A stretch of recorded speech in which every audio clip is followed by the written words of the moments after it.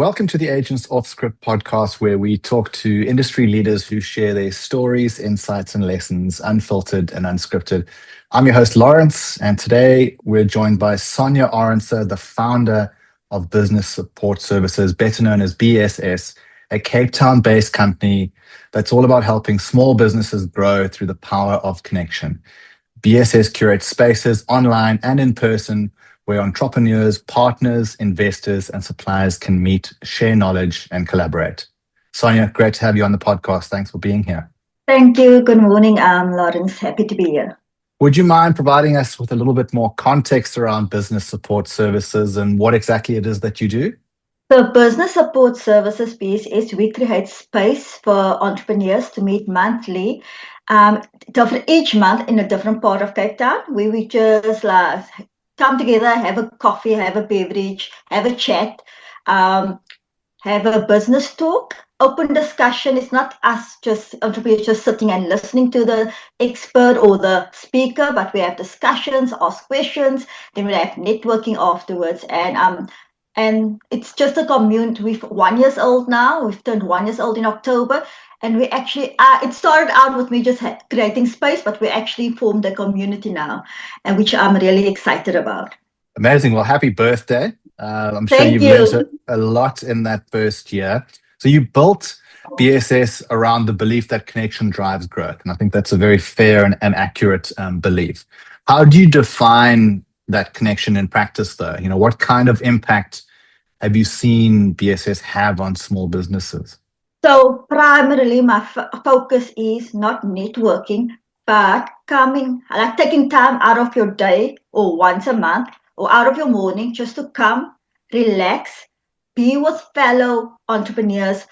A word that really has been resonating with me the past few months is celebrate. We don't celebrate ourselves enough as entrepreneurs, and we just criticize ourselves. We are our biggest critic. And we always see what we're doing wrong and not what we're doing right. And once we're in the space where you share with what you're doing in your business, people are like, wow, that's amazing. And they see the amazing things you do and they celebrate you. And I want each one to celebrate themselves when they get there. So the primary reason is just to come, have time out in a space with like-minded people, have a cup of coffee, relax, forget about for 2 hours, forget about what's going on in like all the challenges in your business.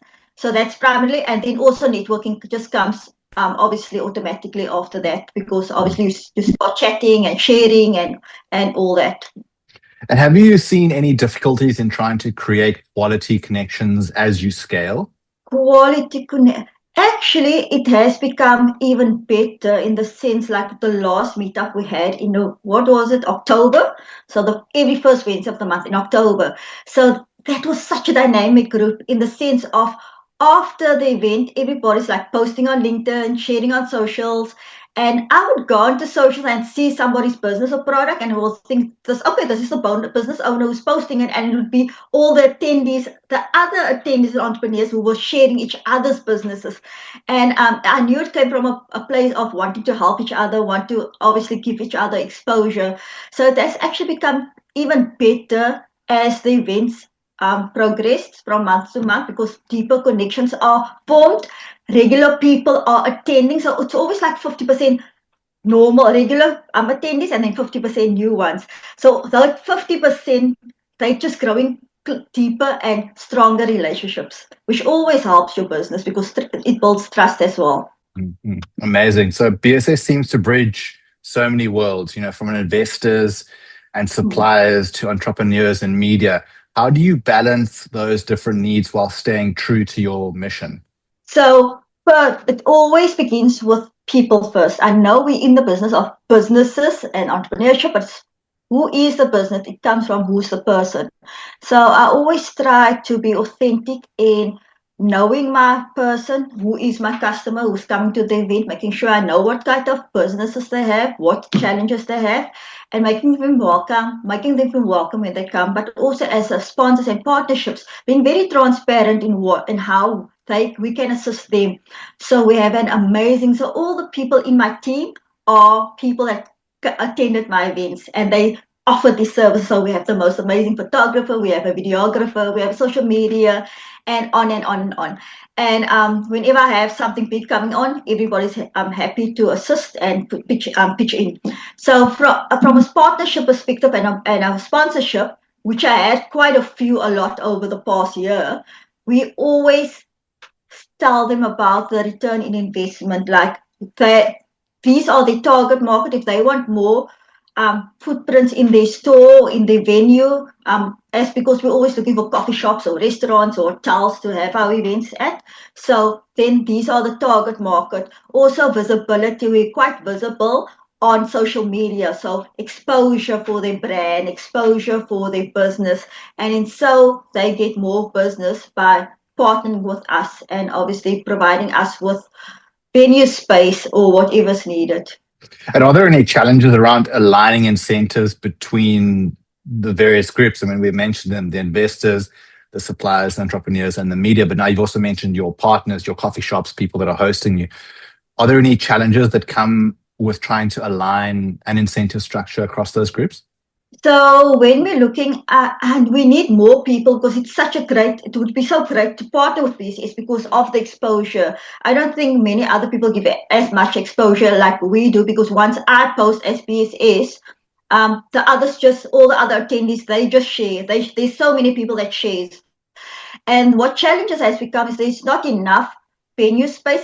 Sometimes I have to go and look for it and reach out and people send a proposal and be convincing to say, please. And after obviously all that homework and all that, they are convinced and they say, okay, let's have your event there. But also looking for semi-quiet to semi-quiet spaces, because we need obviously a bit of privacy in the sense of discussions, not too crowd, not too noisy. So we can go to any coffee shop, but it becomes a bit too noisy. So what challenges I have is finding like private space or semi-private, so that you don't have too much noise, but it's still, we still have free space. You know what I mean? Because to pay for venue is quite expensive. So initially they will tell us, we charge so much for venue space, and we're like, but we're a startup, we can't really afford it, but we do give like exposure and obviously visibility in the return.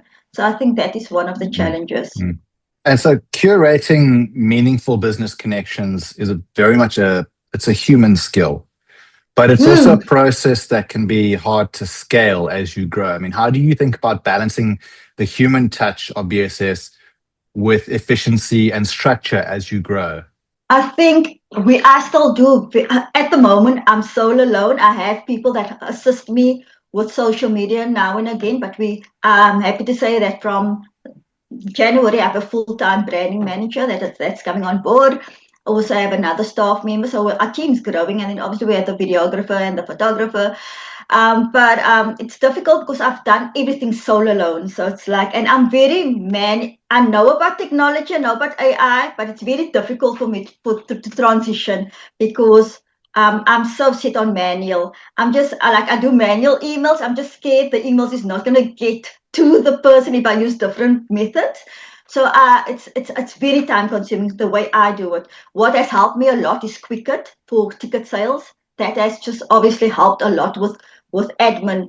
At the first two meetups, I did it like manually, send out invoices, send out follow-up reminders, recorded the payment in the bank account. But now with Quicket, it makes it so much easier. So that's a big part of the process. And I think then we have another partner where we have an app. And the app's name is Kernlinks. The founders are Scott and Oberdan. And that is so amazing because I can actually post the program prior to the meetup. People can start registering on the app prior to the meetup and start networking already before and after the meetup. I can post announcements on the app. So with Quicket and with Kernlinks connections / Kernlinks, those two has really helped me a lot, those two applications. And but there's a lot of manual stuff that we still do. We also I need a program or technology that also will monitor the success of each meetup. Like, because then if I think once or twice I sent out an email and asked, like, is there any collaboration that has been made? Give me feedback. And people are so busy. I don't think they they look at those emails. So there needs to be some sort of tech or that I need to implement into the business in the whole process to get feedback. And because I've been alone for so long, I just do things to get the task done, and I haven't thought strategically because just being alone, obviously, it's time constrained, and I have other projects as well. So I think I need more automation in my business, more technology, also people I need to be educated more about what can be used in my business to make it easier.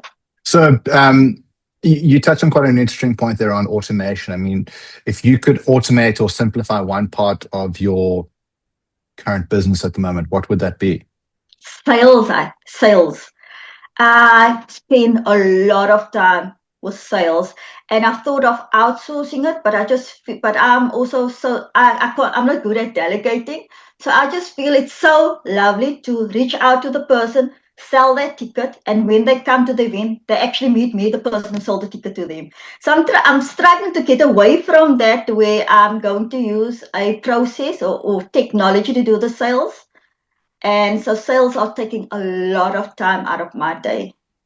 And you alluded to this a few moments ago around tracking which introductions or events lead to measurable business outcomes. At the moment, there's no sort of automated process there. It's all sort of manual follow-ups, and perhaps there are a couple of valuable feedbacks that are slipping through the cracks.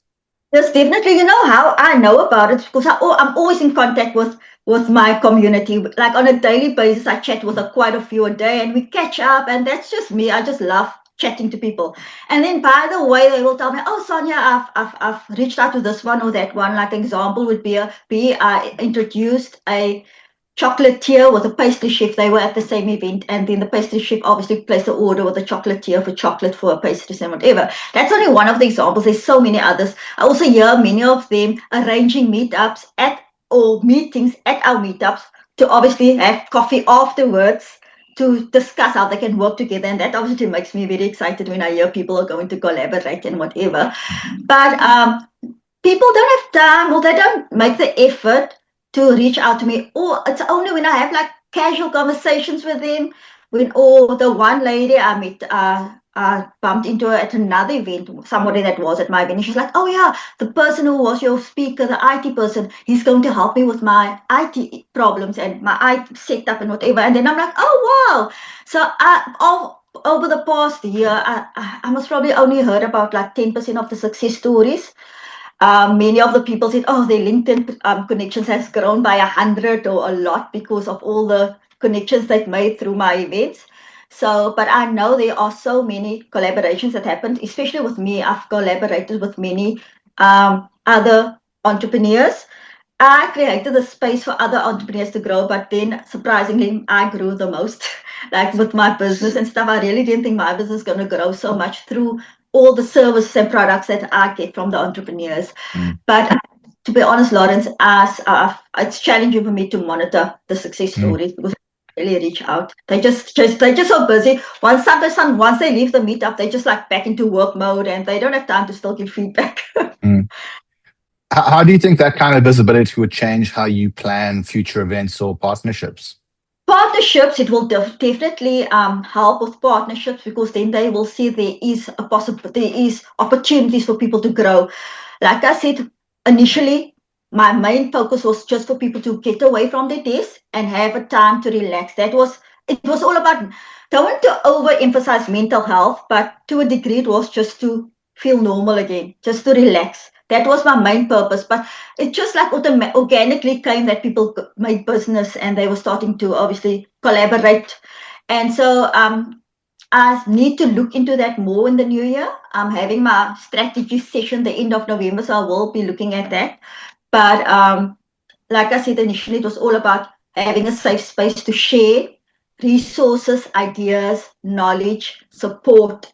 That was also, I don't know, this is something interesting, but a few months ago, I made the choice to interview entrepreneurs in different stages of the journey. So your startup to your scaling company business to your established entrepreneurs, which a few come to our events, and each one has a different need. So your startup, they need mentorship, they need coaching, the scaling, they need more hands, they need the established one, they need to reinvent themselves. They need to know, what are we going to do now that we've reached the top? How do I reinvent myself? So I've been researching on that a lot. What can I offer them for their needs, for each entrepreneur in their different stages needs?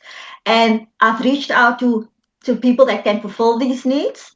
And so initially, I think I don't know if I'm sure, but I mentioned to you that I was going to launch a membership program for obviously for them to grow, to have all the resources, all the services they need to grow. But for me, from a business perspective, it's quite a big challenge to have a membership program. Also heard from previous people who tried membership programs. It's quite a lot of work. So what we're launching in the new year is a referral program. Also for BSS to obviously get revenue. At the moment, it's not a business that's profitable because we're only relying on ticket sales of the meetups, nothing further than that. But then there's also a way for us to get a referral fee. But also there would be a page on our website. We're busy redesigning our website and we'll launch soon. There will be a page on our website with all the services and products that entrepreneurs need. And then they can reach out to those people. And then in exchange, PSS will be obviously compensated as well. Yeah, that makes complete sense. And I think it's a very wise, commercially minded strategic decision that you're making there. So from the sounds of things, your events seem to attract a really diverse mix of entrepreneurs. I mean, how do you currently bring new participants or partners into the BSS ecosystem?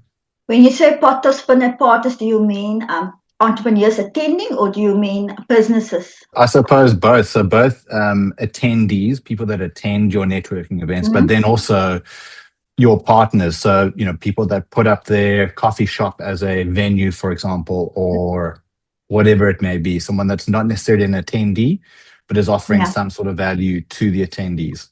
Yeah. So I attend so many events. So whenever I attend an event, I'm always like, it's easy for me to connect with people. I connect with people and most of the time I get people that I met at an event, a different event, to come to my events. And they always bring a friend with or whatever. Word of mouth.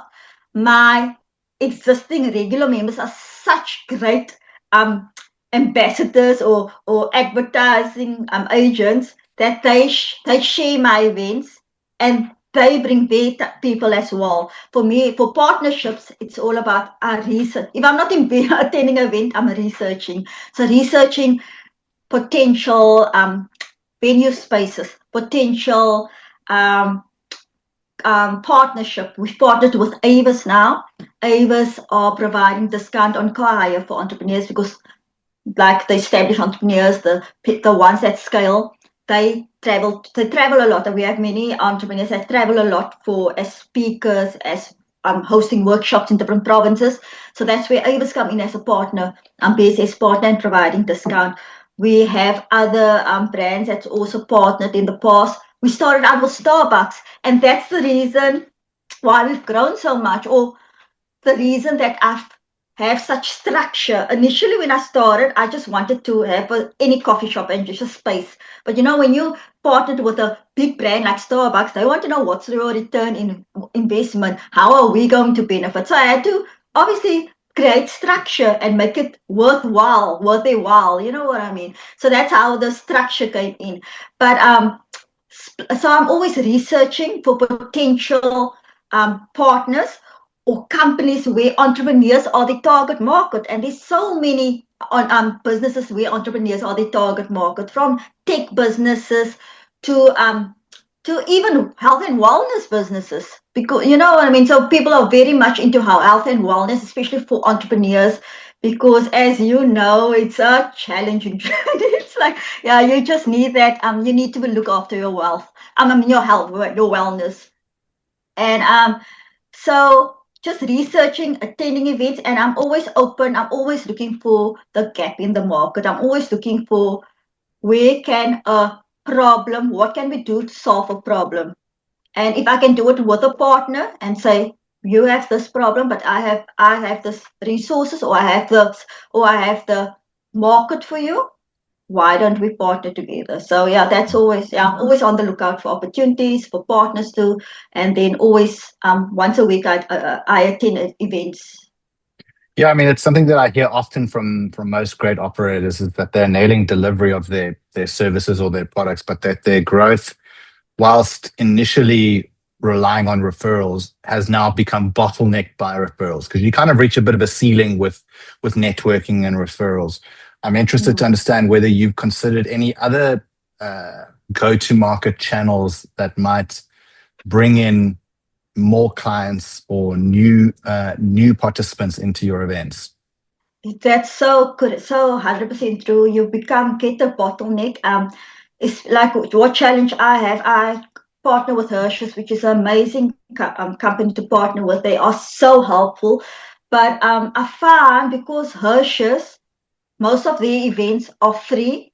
So once I have an event at Hershey's and I start charging, I struggle with ticket sales. So then, like what happened last month is, then most of the time I'm not against giving um, complimentary tickets. I sometimes give too many complimentary tickets and not thinking about my profit margin. But I give a lot of complimentary tickets because the speaker they make take a they take put in a lot of effort to prepare themselves for a talk, and I don't want two or three people to attend it, and the speaker just went through so much trouble to prepare. So that's why we do the complimentary tickets. But when I do complimentary tickets, I gave quite a lot because it was our anniversary or birthday last month. Gave a lot of complimentary tickets. Those people that attended for free, they all purchased tickets for the next event because they're like, oh my word, we don't want to miss out. We want to come to the next event. So I'm really struggling with, and each month it's different. This month again, I'm like, wow, people are buying like 3 tickets at once, like they're coming as groupies now. And we're going to be in Cape Town. Like I said, we go to different areas each month. So we're going to be in town this in the 1st of November. So then again, this month, November, it looks like ticket sales are great again. So to be honest, I haven't figured out how to optimize sales. What platforms to use, how to put, I've partnered with people. They want me to pay them commission, but the commission is more than what I'm actually making. So I've tried the partnership. I've I've the thing is with me being solo alone, I can't always execute ideas because I have so many limited time. I've limited time. So when I in the new year when we're going to be quite a bigger team, I can still and I spend a lot of time with social media because I didn't have a full-time social media person. So now I'm gonna have a brand manager who's gonna do do everything regarding social media, and I'll have time to focus on sales strategies to enhance my sales, to improve sales. I'll be able to do more. So to answer your question, don't have a strategy how to get more sales. I'm just wing it as I go along. I'm just making sure. And like 2 days before the event, I said there's not enough people at the event for obviously to create a nice vibe event. Obviously give away complimentary tickets, or even I give away to partners who can potentially, or somebody who can potentially be a partner. I'm like, oh, come to the event, maybe, so that they Mm. can see what's going on, and then obviously see if they want to partner with me. So Yeah. meetup itself is not a money making thing. It's just obviously the purpose for getting everybody together. What happens afterwards, like I said, now that we're launching the referral program, might be a way for PSS to actually make money.